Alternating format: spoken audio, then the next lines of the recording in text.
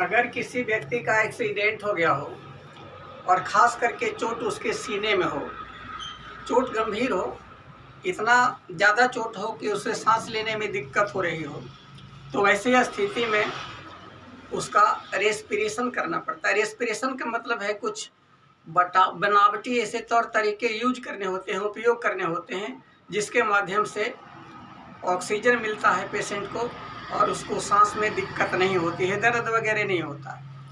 इसी प्रक्रिया को कहते हैं आर्टिफिशियल रेस्पिरेशन।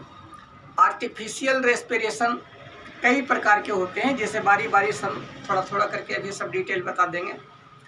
जैसे एक है, सबसे पहले जो तरीका है उसका नाम है Nelson arm lift back pressure method. दूसरा का नाम है शेफर्स मेथड। तीसरा का नाम है सिल्वेस्टर मेथड। चौथा का नाम है माउथ टू माउथ रेस्पिरेटर। पांचवा का नाम है माउथ टू नोज रेस्पिरेशन।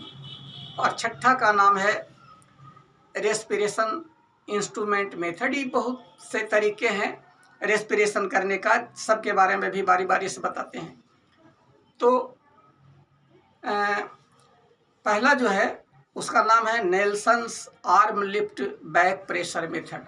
तो नाम से ही आप समझ रहे होंगे, नेल्सन डॉक्टर का नाम है, साइंटिस्ट का नाम है नेल्सन, उसने इस प्रोसेस को बनाया था। आर्म लिफ्ट का मतलब, आर्म मीन्स बाँह होता है, बाँह पकड़ के पेशेंट को लिफ्ट करना होता है। और बैक प्रेशर का मतलब पीछे में, बैक में उसको प्रेशर देना होता है। इसके लिए क्या होता है, पेशेंट को सबसे पहले इमीडिएट उसको पेट के बल पर लेटाना चाहिए। उसकी दोनों बाहें यहाँ से मुड़ी हुई होनी चाहिए और दोनों हथेलियाँ एक दूसरे पर हों, और पेशेंट का ये जो दाढ़ी है वो हथेलियों के बल पर ऐसे करके रेस्ट पोजीशन में होना चाहिए। चित्र के माध्यम से भी है, आप यहाँ देखिए। ये देखिए, ये डॉक्टर है, ऑपरेट रेस्पिरेट कर रहा है। ये पेशेंट है, इसी को चोट लगा है। तो ये देखिए पेटकुनिया लेटा हुआ है, इसी को कहते हैं पेट के बल पर। और इसका दोनों केहूनी यहाँ से और दोनों केहूनी मुड़ा हुआ है, और हथेली पर देखिए अपना दाढ़ी रख करके इसको लेटाया गया है। और ये जो है वो क्या कर रहा है कि देखिए कांख के बगल से, ये जो कांख दोनों इसका है, आर्म पीठ के बगल अपना दोनों पंजा को रख करके, हथेली को रख करके उसे प्रेस करता है। प्रेस करने से क्या होता है कि फेफड़े की हवा बाहर निकलती है और फिर इमीडिएट उसको छोड़ता है। यहाँ पर फेफड़ा पर प्रेस करके, पीठ पर प्रेस करता है, दबाता है, और अचानक जब रिलीज करता है, उसे छोड़ता है, तो फेफड़े की हवा अंदर जाती है। प्रेस करने से हवा बाहर निकलती है और छोड़ने के बाद हवा अंदर जाती है। बार बार अगर ऐसा किया जाए तो इसके श्वसन प्रणाली में आराम मिलता है। तो ये जो चित्र है केवल ये दिखा रहा है कि इसको इस ढंग से पेटकुनिया लेटा करके और उसको पीठ पर प्रेस कीजिए और रिलीज कीजिए। उसके बाद यहाँ दूसरा चित्र कह रहा है कि आप घुटना के बल पर इस ढंग से आप खड़े होइए कि आपका दोनों बाँह, मतलब रेस्पिरेटर का, डॉक्टर का दोनों बाँह बिल्कुल सीधा होना चाहिए। सीधा होने का कारण ये है कि प्रेशर थोड़ा अधिक पड़े, और प्रेशर दे करके उसका जो पीठ है पेशेंट का, पीड़ित आदमी का, उसको धीरे धीरे ससारिए, और ससारते हुए धीरे धीरे उसको कमर की तरफ बढ़िए, और थोड़ा सा मतलब फेफड़ा से जब बाहर होने लगे तो उसको फिर अचानक रिलीज कीजिए। फिर हाथ को उठाइए, फिर यहाँ फेफड़े पर रखिए, आर्म पीठ के बगल में, कांख के बगल में, और प्रेशर दे करके धीरे धीरे ससारते हुए आप आइए कमर की तरफ। बार बार ऐसा करने के बाद ये श्वसन प्रणाली इसका ठीक हो जाता है, सांस चलना शुरू हो जाता है और पेशेंट को आराम भी मिलता है। इसमें क्या है, तीसरा एक ट्रिक है कि जो डॉक्टर है रेस्पिरेटर, वो पेशेंट के माथे के पास बैठ जाता है और पेशेंट के बाँह को पकड़ करके दो तरह की क्रिया करता है। सबसे पहले है कि उसको आगे की तरफ हल्का सा प्रेशर दें, आगे की तरफ हल्का सा खींचे, और फिर उसको चौथा चित्र की तरह थोड़ा सा ऊपर उठाने का प्रयास करें, और फिर पीठ पर प्रेशर, ये दूसरे चित्र की, मतलब 3 एक्टिविटी इसमें करना है। बाँह को पकड़ के थोड़ा आगे जोर लगाइए, फिर थोड़ा सा ऊपर खींचने का प्रयास कीजिए और फिर तुरंत यहाँ पीठ पर प्रेशर दे करके उसको ससार करके कमर की तरफ हाथ को बढ़ाइए। बार बार ये चारों एक्टिविटी को बार बार करने से कुछ ही देर के अंदर सांस चलना शुरू हो जाता है, मरीज राहत महसूस करता है। तो ये जो सिस्टम है, ये जो प्रक्रिया है, नेल्सन नाम के डॉक्टर ने इसे शुरू में बनाया था। यहाँ लिखा हुआ है देखिए, Nelson's arm lift back pressure method. इसीलिए ये नेल्सन के नाम पर इसका नाम, इस मेथड का नाम है Nelson arm lift and back pressure method. एक दूसरा सिस्टम है, ये तो आपका नेल्सन का है। उसी तरह से एक और डॉक्टर थे जिनका नाम है सेफर्स महोदय ने भी उसी चीज़ को बताया था, लेकिन थोड़ा सा तरीका ट्रिक उनका अलग है। इसमें कहा गया है कि पेशेंट को पेट के बल पर लिटाइए, पेटकुनिए जिसको बोलते हैं हम लोग बोलचाल की भाषा में। उसका एक हाथ मुड़ा हुआ हो, बायां हाथ मुड़ा हुआ हो और उसके उस हाथ पर मरीज का कान लगा हुआ हो, मस्तक रेस्ट पोजीशन में हो, कान के सहारे, और एक हाथ उसका आगे की तरफ फैला हुआ पेशेंट का। और ये जो रेस्पिरेटर है, जो डॉक्टर है, वो क्या करेगा, अपना दोनों घुटना को पेशेंट के कमर के दोनों तरफ रख करके घुटना के बल पर ही बैठेगा। मरीज पर प्रेशर नहीं देगा, मरीज पर नहीं बैठेगा, अपना घुटना के बल पर झुका हुआ रहेगा और अपना हाथ जो है दोनों सीधा करके और मरीज के पीठ पर जिस पोजीशन में फेफड़ा है उसी के आसपास प्रेशर देगा और फिर अचानक छोड़ेगा।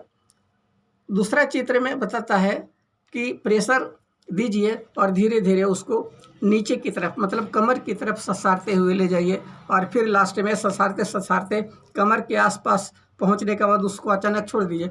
फिर पहले चित्र के मुताबिक फिर उसको आर्म पीठ के बगल से फिर प्रेशर दीजिए, फिर दूसरे चित्र के हिसाब से उसको ससारते कमर तक ले जाइए और फिर नीचे जाने के बाद तीसरे चित्र के अनुसार उसे छोड़ दीजिए। मतलब इसमें 3 काम करना है। पहला है कि आपको कांख के बगल में दबाइए, मतलब फेफड़ा को प्रेस दीजिए।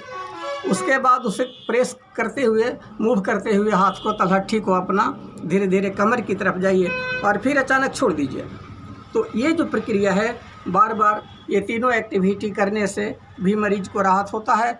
चूँकि सेफर ने इसको सिस्टम को बनाया था, इसीलिए इसका नाम है सेफर्स मेथड। तीसरा तरीका है, वो वैज्ञानिक का नाम है सिल्वेस्टर साहब, डॉक्टर सिल्वेस्टर। इन्होंने भी कुछ बताया था नियम। इनके अनुसार मरीज को अगर पीठ में चोट है, ये आपका पीठ में चोट है, तब तो इसको हम सेफर्स मेथड और नेल्सन मेथड से हम उपचार करते हैं। लेकिन कभी कभी ऐसा होता है कि मरीज को पेट में चोट हो, तो पेट में जब चोट होगा तो उसको पेटकुनिए लेटावेंगे तो तकलीफ़ होगी। इसलिए सिल्वेस्टर साहब ने कहा कि अगर पेट में चोट हो तब उसको मरीज को चीत करके लेटा दीजिए पीठ के बल पर और फिर उसके माथे के पास आप घुटना दे करके खड़े होइए। मरीज का दोनों हाथ सीना पर होना चाहिए और जो डॉक्टर अर्थात रेस्पिरेटर है वो मरीज के दोनों कलाई को पकड़ करके दोनों को साथ मिला करके सीने पर प्रेस करेगा। सीने पर प्रेस करने से क्या है कि फेफड़े की हवा सांस के माध्यम से बाहर निकलती है और बाहर निकलने के बाद फिर अचानक उसे छोड़ देना होता है। जब प्रेशर को छोड़ेंगे तो हवा जो है फिर सांस के माध्यम से फेफड़े में पहुंचेगी और फिर उसके दोबारे फिर जब प्रेस करेंगे तो फिर हवा बाहर निकलेगी। मतलब 2 काम इसमें करना है, प्रेशर देना है, उसे रिलीज करना है, फेफड़ा को दबाना है और अचानक छोड़ना है। ऐसा करने से क्या होगा कि हवा फेफड़े में अंदर बाहर होने के कारण श्वास लेने वाला जो सिस्टम है वो चालू होता है। इसके बाद और भी हैं 2 जो अभी तुरंत हम बताते हैं। रेस्पिरेशन का जो चौथा मेथड है उसका नाम है माउथ टू माउथ रेस्पिरेशन। उसमें क्या है इस सिस्टम में कि जब कहीं कुछ व्यवस्था नहीं हो तो मरीज के मुंह के माध्यम से जो डॉक्टर है, जो रेस्पिरेटर है, वो अपना मुंह मरीज के मुंह में बढ़िया से बैठा करके और प्रेशर के साथ हवा छोड़ेगा। इधर देखिए ना, लाइन लगे तो वो ये देखिए ये मरीज है, इसको चिते लेटा दिया गया है और ये ऑपरेटर है, रेस्पिरेटर है, उपचार करता है। ये मरीज के मुंह में मुंह सटा करके और इसे हवा दे रहा है, दबाव के साथ उसके मुंह में फूंक रहा है। ऐसा करने से भी, बार बार फूंकने से भी फेफड़े में हवा जाती है। ये थोड़ा सा ठीक नहीं है, क्योंकि घायल है, मनुष्य है, मरीज के मुंह में थूक रह सकता है और गंदगी रह सकती है, तो ये बढ़िया नहीं लगता है और इसे कोई आदमी जल्दी करना भी नहीं चाहेगा। लेकिन जब मजबूरी है तो करना होता है कुछ तरीका अपना करके। जैसे पहले उसका जो मुंह है उसको बढ़िया से साफ़ कर सकते हैं और एक साफ़ सुथरा पतला रुमाल जो है उसके मुंह पर आप रखिए और उसके बाद उस पर अपना मुंह डालिए और प्रेशर दीजिए। पतला कपड़ा रहेगा तो हवा अंदर जाएगी। तो बार बार फूंकने से भी आपका मरीज ठीक होता है। इस मेथड को, माउथ टू माउथ जो मेथड है, इसको उतनी मान्यता नहीं दी जाती है, इसको उतना अच्छा नहीं माना जाता है। इसके बाद जो पाँचवा है, उसको जिस साइंटिस्ट ने बताया था उसका नाम है लॉबोर्ड। लॉबोर्ड टेक्नीशियन का नाम है, डॉक्टर कह सकते हैं, चाहे रेस्पिरेटर उनको कहिए, उनका नाम है लॉबोर्ड। तो उन्होंने जिस मेथड का आविष्कार किया था उसका नाम है माउथ टू नोज रेस्पिरेशन। इस विधि में क्या होता है कि जो रेस्पिरेटर है, मतलब उपचार करने वाला, वो मरीज के नाक में मुंह से फूंकता है। इसीलिए माउथ टू नोज, अपने मुंह से मरीज के नाक में फूंकता है।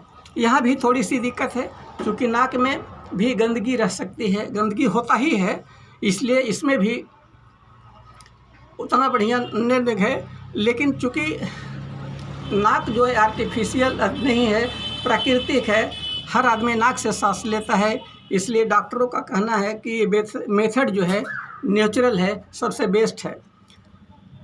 तो इसमें भी नाक के ऊपर रुमाल रख दीजिए पतला सा, और रुमाल के ऊपर से जो है आप फूंक सकते हैं नाक में, तो ये सबसे बढ़िया इसको माना जाता है।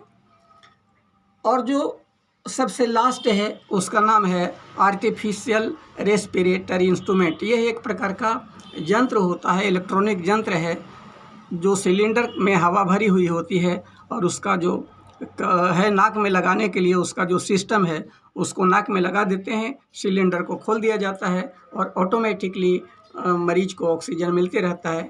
इसे ऑक्सीजन देने के नाम से आम लोग इसको कहते हैं, ऑक्सीजन दिया जा रहा है। उसी ये सबसे बढ़िया सिस्टम ही है, आराम होता है, उपचारकर्ता को आराम होता है, मरीज को भी आराम मिलता है, उतनी परेशानी नहीं होती है। तो ये सारे सिस्टम हैं और उम्मीद है आप समझ गए होंगे। आपने इस वीडियो को देखा, इसके लिए धन्यवाद।